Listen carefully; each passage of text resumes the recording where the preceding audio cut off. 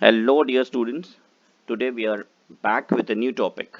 Okay, and the topic name is momentum and impulse. So, today we are going to talk about a topic called momentum and impulse. Also, we will see the relation between the momentum and impulse. So, let's begin something called as topic called as momentum and impulse. So, let us talk about what is momentum. So, linear momentum or simply momentum is the product of mass and velocity of an object. Like velocity, momentum is a vector quantity. Why it is a vector quantity? Because momentum possesses direction as well as magnitude. So momentum is mass into velocity, is a product of mass and velocity, and it is a vector quantity because it possesses direction as well as magnitude. So P is equals to mv, that is momentum is mass into velocity. So P is a symbol of momentum. P is what? It's a symbol of momentum, and the SI unit of momentum is kilogram meters per second. Let us see how we got kilogram meters per second. Very simple. Look at this formula. This formula says m into v. M is the mass. SI unit of mass is kilogram. SI unit of velocity is called as meters per second. So kilogram meters per second. If I so that's the unit of SI unit of momentum. So momentum denoted by a symbol P, and the SI unit of momentum is kilogram meters per second. We're moving next here. We're talking about all objects have mass. Obviously, if it's an object, if it is substance, if it's a uh, if it will have mass, any object will have mass, any body will have mass. So if an object is having mass and it is moving, then it will have momentum. So if an object has a mass and it is moving, it will contain momentum. We say in short that its mass in motion is called as momentum, because a mass is moving means mass and velocity both is there, so that is why both are there, that is why it is called as momentum. So the amount of momentum which an object has dependent on two variables: how much is the matter. So how much is the matter means we talking about mass, and how fast the matter is moving, that is we talking about velocity. So mass and velocity, that is called as momentum. So in short, you can call it as momentum is mass in motion. Remember that mass in motion is called as momentum, because a mass is moving means it has mass and velocity, and that's called momentum. So mass in motion is called momentum. Okay, a bus can have a large momentum. If you see a huge bus, okay, it can have a large momentum even if it is moving very slowly, because it has a large mass, it has a huge mass. That is why even if it is moving slowly, the momentum is very large, very high. Secondly, I can give you example whereby the mass is very less. So let's take a bullet. The mass is very less, but if it is moving with a very high speed or very high velocity, obviously the momentum is going to be very high. So momentum is mass and velocity. Mass and velocity is momentum. So momentum is mass and velocity. So a bullet can have a large momentum, okay, because it has a high velocity. Moving on next, everybody. If an object is at rest, if an object is at rest, it has no momentum because the velocity is zero. No matter how large its mass, momentum is not the same as inertia. Momentum is mass into velocity, since velocity is zero, so the momentum is also zero, because momentum is mass into velocity. All right, let's talk about the relationship between momentum and inertia. Let's see what are the differences, or is momentum and inertia same or no. Let's talk about it. So what is inertia? Inertia is another property of mass that resists changes in velocity. What is inertia? It's another property of mass that resists changes in velocity. Basically, if an object is at rest, it doesn't want to move basically. So it is a virtue of a body when it is at rest.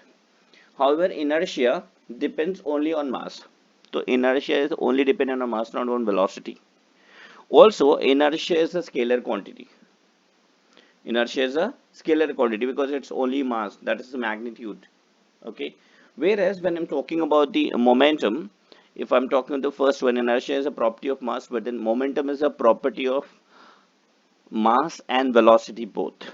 So here it is momentum is a property of a moving object, means it has mass and velocity both. Whereas inertia is a scalar quantity, whereas momentum is a vector quantity because momentum has magnitude as well as direction both. So momentum is a vector quantity. So that are the two distinguish or two differences. But inertia depends on mass, whereas momentum depends on mass and velocity. Whereas inertia is a scalar quantity, but momentum is a vector quantity. Moving on next, some questions. Let's take some questions related to momentum. So the first one here we have, determine the momentum of, first one is 60 kilogram halfback moving eastward at 9 meters per second. So we have got mass, we got velocity. Simple. Momentum P is equals to mv. So that is 60 into 9, that's 540 kilogram meters per second. And obviously it is going eastward, so we'll put east. That means that it is going to east direction. Okay, 100 kilogram car moving northward at 20 meters per second.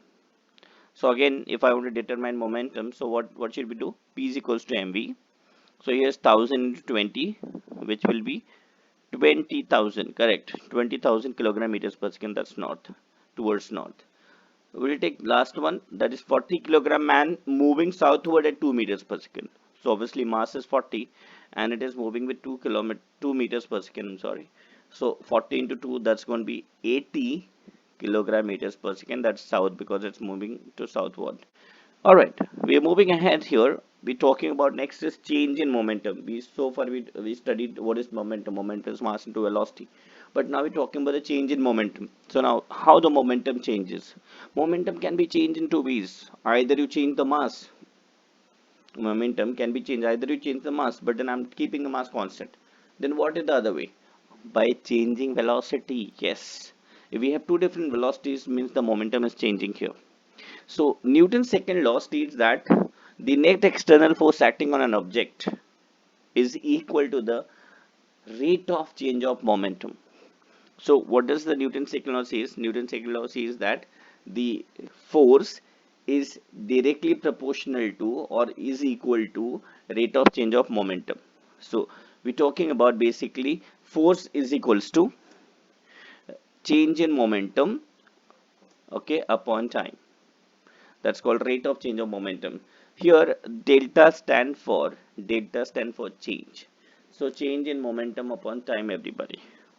So delta stand for change. This symbol is called delta. This particular symbol is called delta. Wherever you see the symbol means delta, means change. Okay. Okay, we're trying to prove that how the force is and the change in momentum is same. Let's try and understand. Newton's second law of motion says that force is mass into acceleration. Now this acceleration is directly proportional to the force. Okay. So when talking about the acceleration is directly proportional to force. Okay. Whereas the same thing, this acceleration is inversely proportional to mass. So if there is a greater force, greater acceleration, directly proportional. But it is inversely proportional to mass. So if the mass is more, acceleration is less. If the mass is less, acceleration is more. So acceleration is basically here is a change in velocity upon time.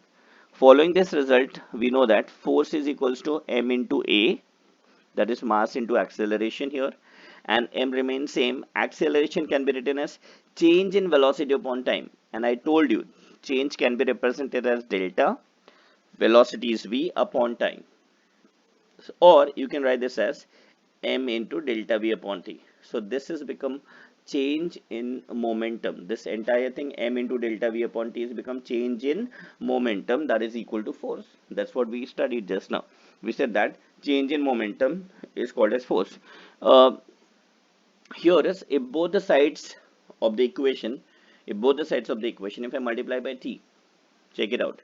If I multiply f by t, f if I multiply f with t, and also the change in momentum also I multiply by t. So look at this, what do we get? We get f into t, and obviously here the t get cancelled and you get m into delta v. So what do you got? You got left hand side is f into t, and right hand side you got change in momentum. See, previously you had change in momentum upon time, that's become rate of change of momentum, whereas when the time is gone, it's become change in momentum only. So you got an equation F into T, which is equals to change in momentum. I put forward the same derivation in this manner, everybody here. Look at this. F into T is equals to change in momentum, that is mv minus mu. Look at this here on the right hand side also I've done the same thing. F is equals to ma. A is nothing but replaced by v minus u upon t. So here is m into v minus u upon t. If I multiply both the side by t, I got F into t, which is equals to mv minus mu, which is nothing but change in momentum. And this F into t is nothing but called as impulse. What do you call it as? Impulse. So this, we got a new equation, that is F into t is equals to change in momentum, and this F into t is called as force into time, is known as impulse. And since the quantity m into v is a momentum, okay, because it is equal to momentum, change in momentum, okay, the quantity equation can really be told, or we can read as impulse is equals to change in momentum. So what is impulse? Impulse is force into time, or simply you can also call it as change in momentum. So we have come to a new concept, that's impulse. Let us see impulse and momentum relation here. The impulse due to all forces acting on an object is equal to the change in momentum of the object. We studied just now. That is change in momentum is nothing but called F into T, which is called impulse. We know the units on both the sides of the equation are same. You might say that ki momentum ka unit is kilogram meters per second. But if you talk about the impulse ka unit, it is Newton into second, right? But how it is same? It is same. You are perceiving it different, but it is same. I am going to show you next how they are same. I repeat what I'm talking about. Let me show you in this next click. Look at this here. This is momentum unit. Change in momentum unit is kilogram meters per second. Momentum is changing, but the unit will remain same. It's a unit of momentum, kilogram meters per second. But what is the unit of impulse? What is the unit of impulse? Impulse force into time. So force is Newton and time is second. So it is Newton into second is equals to kilogram meters per second. So you are perceiving that Newton into second and is equals to kilogram meter per second. They are not same, they're different, but actually it is same. I'm going to prove you how it is same. Check it out. Okay, what is Newton equals to? Most of you don't know, but the Newton is equals to kilogram meter per second square. Newton is equals to kilogram meter per second square, because Newton is the unit of force and force is mass into acceleration. So mass is kilogram, acceleration is meter per second square. So basically Newton is kilogram meter per second square. So I'm substituting here in place of Newton, I'm substituting kilogram meter per second square. Into seconds, second is already there, is equal to right inside the same thing, I'm not touching it. Here second square, that is in denominator, and this second is in numerator. So second get cancelled, and you are simply left out with kilogram meter per second on the left hand side and the kilogram meter per second on the right hand side. That's what I was talking about. Both are same. Newton into second and kilogram meter per second, both are same. You are perceiving it as different, but it is not different, it is same. All right, so now you can believe that the impulse and the change in momentum is same, right? They're perceived as two different things, but then they are same. Yeah, so the product of force and time, okay, is called as impulse. Here impulse in a way measure a change in momentum. So if there is a change in momentum, that we can call it as an impulse, because most of the time change in momentum is only considered as impulse, because sometimes it is not possible for you to calculate force and time individually, since the collision between the two objects happens so fast that you are not able to consider time. But definitely you can consider mass and velocity, and the change in mass, change in velocity you can consider, and you can easily calculate change in momentum. So change in momentum is basically impulse. So it is some, most of the time change in momentum is only giving you impulse, because sometimes it is very important for us to note down force and time separately during the sudden collisions. Okay, so a change in momentum in a long time requires a small force. That's very important. Check it out. A change in momentum in a long time. Suppose slowly you want to change, okay, in momentum. So you will need less force, okay. Whereas suddenly you want to change, okay, momentum. A change in momentum in a short time, okay. Suppose you are riding cycle and immediately you need to rush, so obviously you have to start applying more force onto the pedals so that it moves faster. Okay, similarly you're riding car, bike, and you need to rush. So you have to accelerate. Basically you're applying more force on the engine so that it runs faster. So if so basically it is taking very less time to change your momentum here. So but then for that the amount of force required is also more. So that's why we're saying that change in momentum change in momentum in a long time.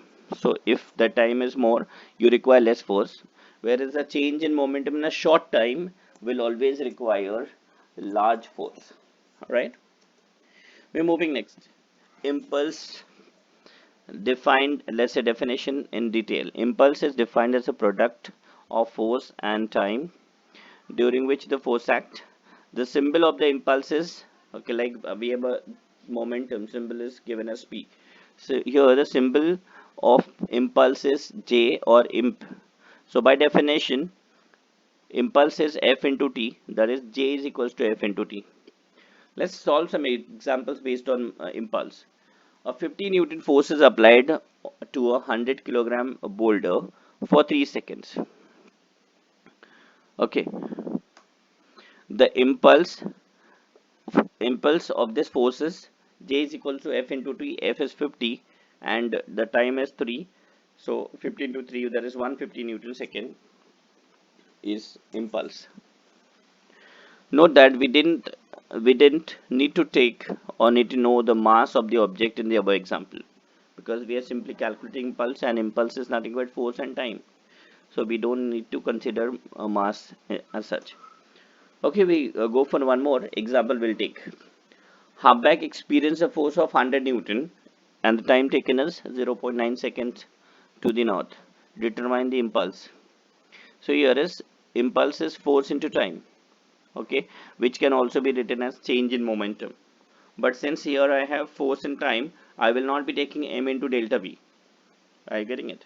So here simply we are substituting J is equals to the force ka value is 800 and the time ka value is 0.9. So that's 800 into 0.9, that is 720 Newton second. Right? So the impulse was 720 Newton second, or the momentum change is 720 kilogram meters per second. Anything we can say.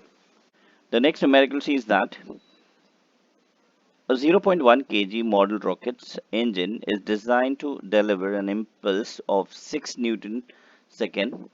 If the rocket engine burns for 0.75 seconds, what is the average force does engine produce?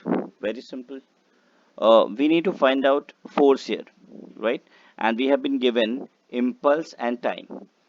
So impulse is 6 Newton second and time is 0.75 seconds. So we have to find out force. So here is impulse is force into time.